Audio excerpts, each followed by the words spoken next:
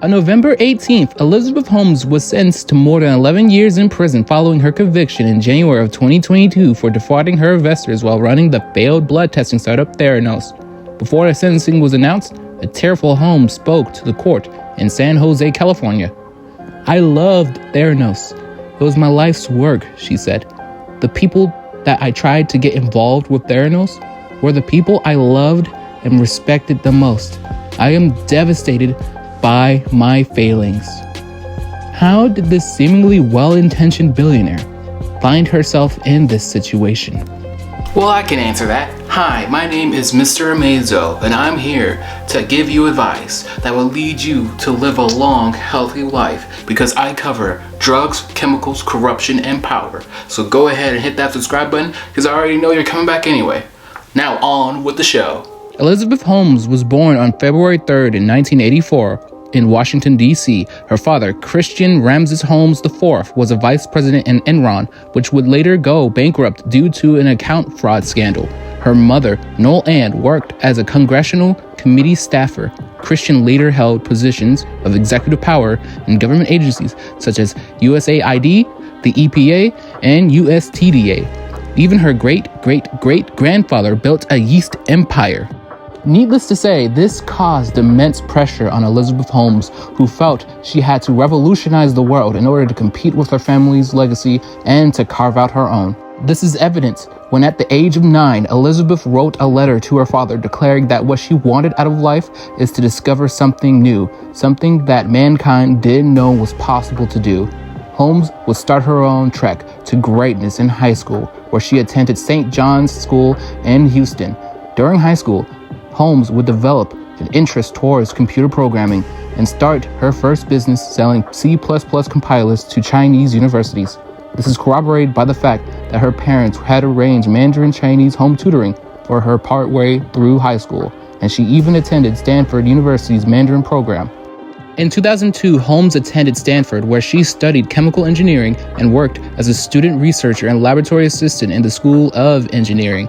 At the age of 18, Holmes would discover her golden goose, a patch that could scan the wearer for infections and release antibiotics as needed. Holmes was so confident in her idea, she became bullheaded. Phyllis Gardner, an expert in clinical pharmacology at Stanford, recalled discussing Holmes' skin patch idea and telling her it wouldn't work. Gardner recalled that Holmes just stared through her.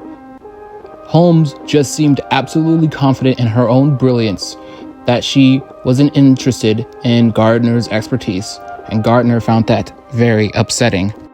However, not listening to Gardner would prove to be a fatal flaw for Holmes, as she repeatedly displayed that she was not willing to back down from this idea, even though that this kind of technology was not feasibly possible at the time. Months later, Holmes dropped out of Stanford at the age of 19 and launched Theranos, this time coming up with an apparent revolutionary way of testing blood from a single finger prick. Powerful and rich people were hooked and enthralled with this and invested without seeing financial accounts. Among these powerful investors was U.S. Treasury Secretary George Shultz, medical tycoon Rupert Murdoch, and America's richest family, the Waltons. Now, I must stress to you, dear viewer, that these are just not any ordinary names. These are some powerful clients to have as your investors. This support lent her credibility, as did her confidence, as many would be convinced by the power and prestige of her backers, while others would be enthralled by her confidence. However, one doctor had asked her several questions about her technology, but Holmes never really had an answer to their questions. Holmes was an apparent admirer of Apple founder Steve Jobs and deliberately copied his style, frequently dressing in a black turtleneck sweater as Jobs did. During most of her public appearances, Holmes would speak in a deep, baritone voice. However, a former Theranos colleague claimed that Holmes speaks in a stereotypical way of a woman her age, implying that Holmes attempts to hide her voice.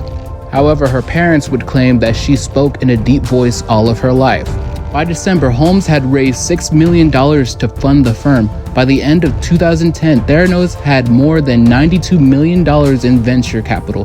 In 2011, Holmes was introduced to the formerly mentioned George Shultz, and after a 2-hour meeting, Shultz would join the Theranos board of directors. Holmes operated Theranos in stealth mode, without press releases or a company website until September 2013, when the company announced a partnership with Walgreens to launch in-store blood sample collection centers. In addition, Holmes was interviewed for Medscape by its editor-in-chief, Eric Topol, who praised her for the phenomenal rebooting of laboratory medicine. Media attention increased in 2014 when Holmes appeared on the covers of Fortune, Forbes, T, The New York, Time Style magazine, and Inc.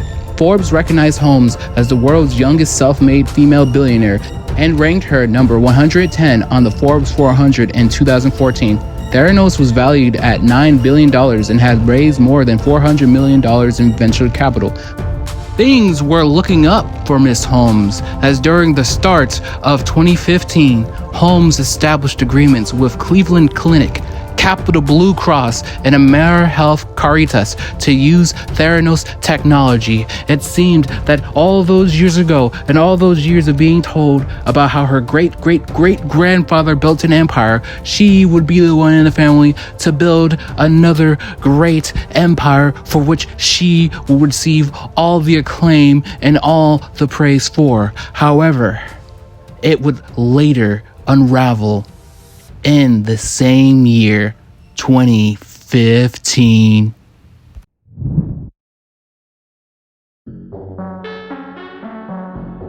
In late 2015, a whistleblower raised concerns about Theranos' flagship testing device, the Edison.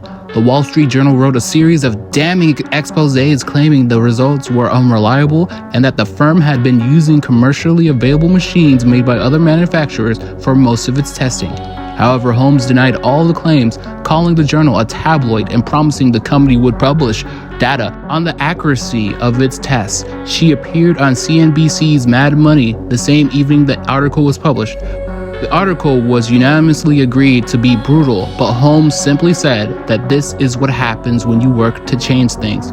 First, they think you are crazy, then they fight you, and then all of a sudden you change the world. Lawsuits later piled up. Partners cut ties, and in 2016, U.S. regulators banned Holmes from operating a blood testing service for 2 years, but by then, in 2018, Theranos was already dissolved. In March that year, Holmes settled civil charges from financial regulators that she had fraudulently raised $700 million from investors, but 3 months later, she was arrested on criminal charges on wire fraud and conspiracy to commit wire fraud. As the Theranos scandal reached trial, commentators said it was remarkable how tightly Holmes clung to her original story, and people who knew her said that they doubt she had changed.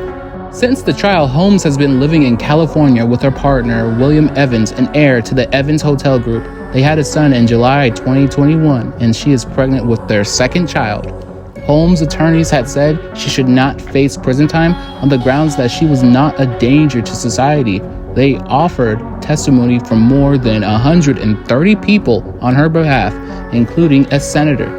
But prosecutors argued that she was blinded by ambition, which will put and continue to put people in harm's way.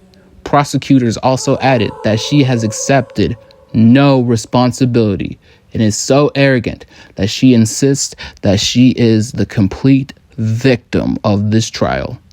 However, I do believe she's a victim. She's a victim of her own ego, of her own arrogance, and her own entitlement. She believes that it should be her to rule the world and to revolutionize the world because of where she comes from, and she cannot accept any other alternatives. She is the chosen one, and she is the victim in her own mind.